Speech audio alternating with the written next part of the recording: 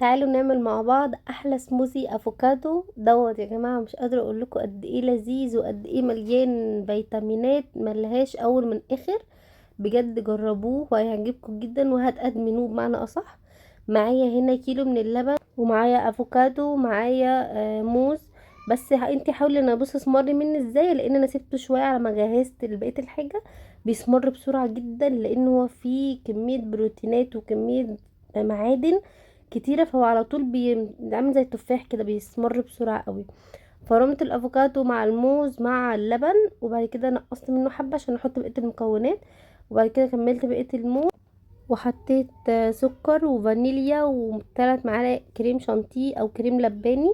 انا بستخدم كريم لباني بودر، برضو بتدي طعم تحفة قوي. كملت بقية اللبن وحطيت كام معلقة من العسل، بس المقطع دوت مجاش قوي.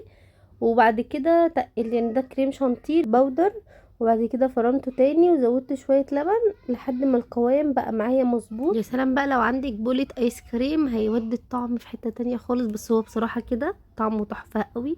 والكريم شانتيه هيغني كمان الايس كريم.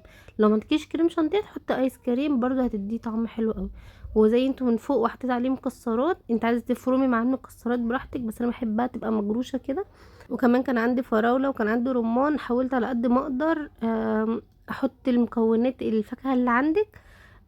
كمان هتديها طعم حلو قوي، وكمان هتديها قيمة غذائية اكتر، وبالذات لو انت بقى حامل او بترضعي او عندك اطفال، دي بتنمي الذكاء قوي وبتنمي الذاكرة. كمان حلو للبشرة وللشعر وللعظم وللجلد. بجد اعملوا سيرش عنه واعرفوا قد ايه قيمته الغذائية عالية، وان شاء الله تجربوه ويعجبكم ويكونوا استفدتوا لو حتى حاجة بسيطة من الفيديو. ويا رب يعجبكم الفيديو، ولو عجبكم ما تنسوش تعملوا لايك وشير وتشتركوا في القناة. اشكركم جدا على المتابعة. السلام عليكم.